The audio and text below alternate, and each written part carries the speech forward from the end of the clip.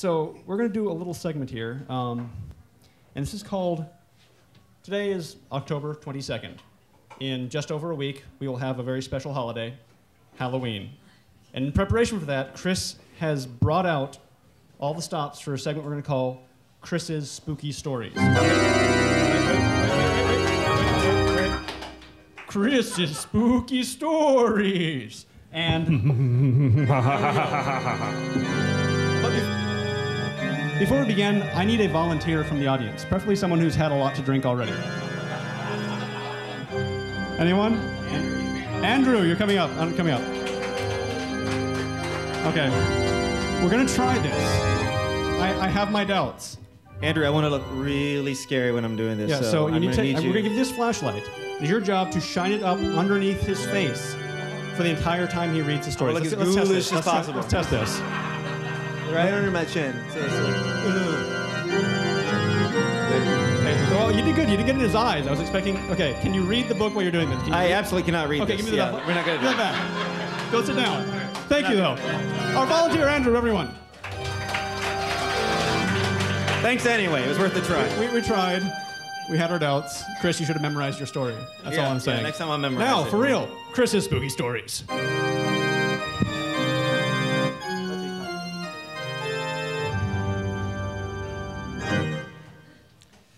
I have a title for this, but I decided I'm not going to tell the title because it's one of those titles that tell you what the story is about, so I'm just going to skip it entirely.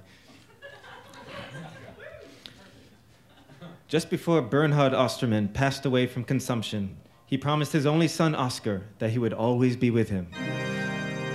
That's not scary, actually. Actually, that was not exactly what he said. If that had been his true sentiment, then this would be an entirely different story. The precise words that Herr Osterman spoke to Oscar, as he tightly gripped his small hand with a greediness for life, were, "I will be watching you, boy, and I will see your every sin." Herr Osterman stared unblinking into Oscar's watery eyes with a satanic menace, and it took several minutes after he had spoken his last words before the doctor realized that he was now dead. Oscar couldn't pry his bruised fingers out of his father's lifeless grasp without the help of the doctor and his scalpel. The severed digits lying on the rug tore Oscar's attention away from the hypnotic sway of his father's grimacing corpse. That's good. Thank you. I had been standing in the corner of the bedroom, a quiet and ignorable witness. The sweet scent of death was making me ill, and I could not wait for the old tyrant to die so that I could leave. Death, for those who've never been around it, smells like menthol vapor, flatulence, and tobacco from a dying man's unsurrendered pipe. Oscar's eyes continued to scream silently, his mouth working wordlessly like a caught fish. In a way, he was caught. Herr Osterman's final curse was a cruel barb that hooked itself into Oscar's fragile psyche. I wished I had been a better friend to Oscar and had not picked at the scars that his father left him with. But I was merely the son of a factory foreman, hired out to be a companion to lonely Oscar, to comfort him during his time of grief, to pretend that he had a friend in the world. I couldn't comprehend why Herr Osterman had chosen me personally over the other factory's workers' children for this task.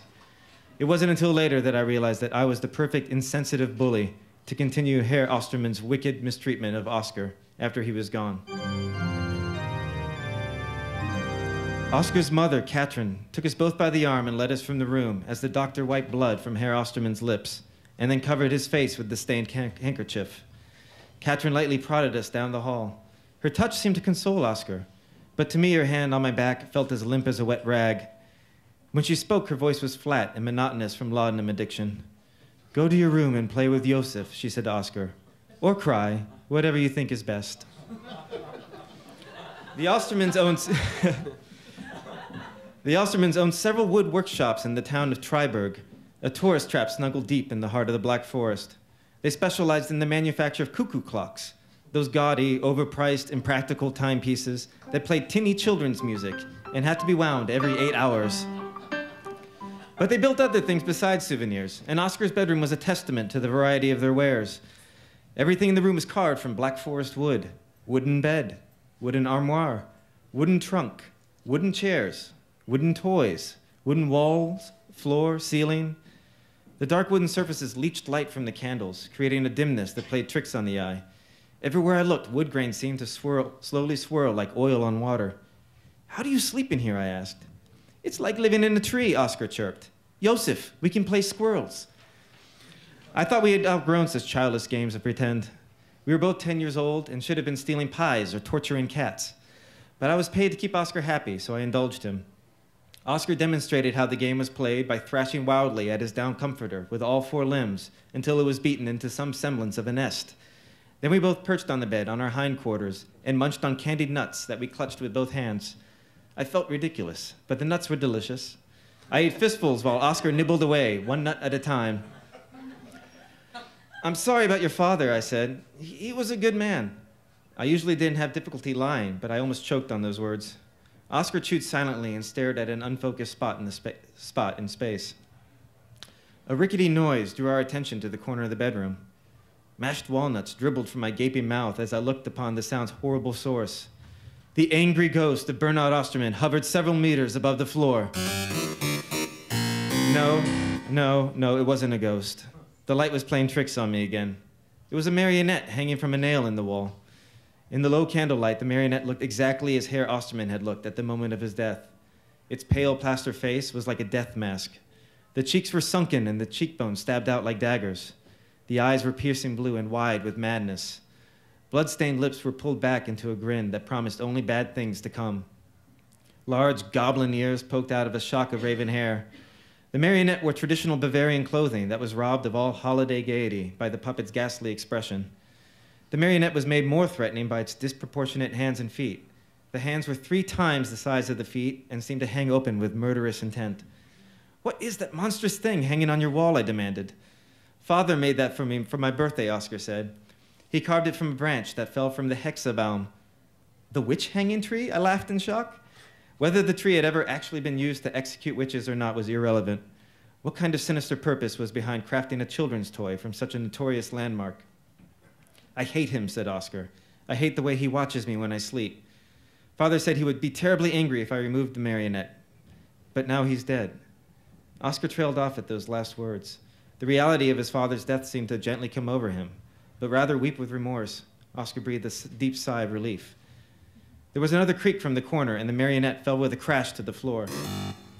Miraculously, the puppet had landed on its tiny feet and leaned upright against the wall.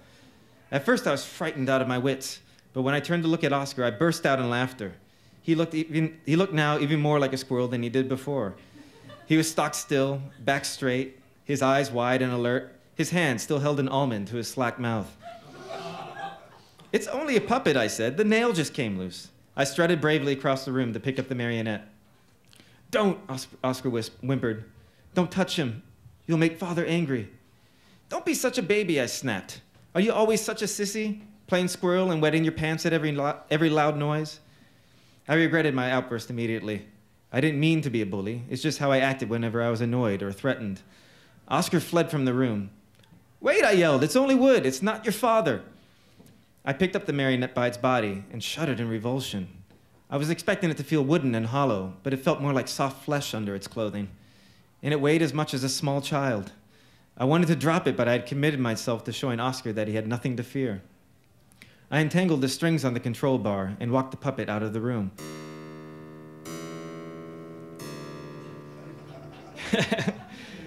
I don't know what compelled me to operate the marionette. It would have been easier to carry it, but the moment I felt its limbs respond to my movements, I was drawn into playing with it. I could hear Oscar crying in the parlor, so I clumsily walked the marionette down the hall.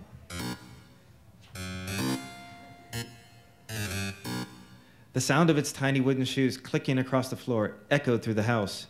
When Oscar's crying ceased, I paused in the middle of the hallway. The marionette didn't want to stop and lurched forward without me. The control bar and strings no longer seemed to matter. The marionette's movements no longer corresponded with my own. I yanked desperately at the strings with my free hand, but the puppet resisted me.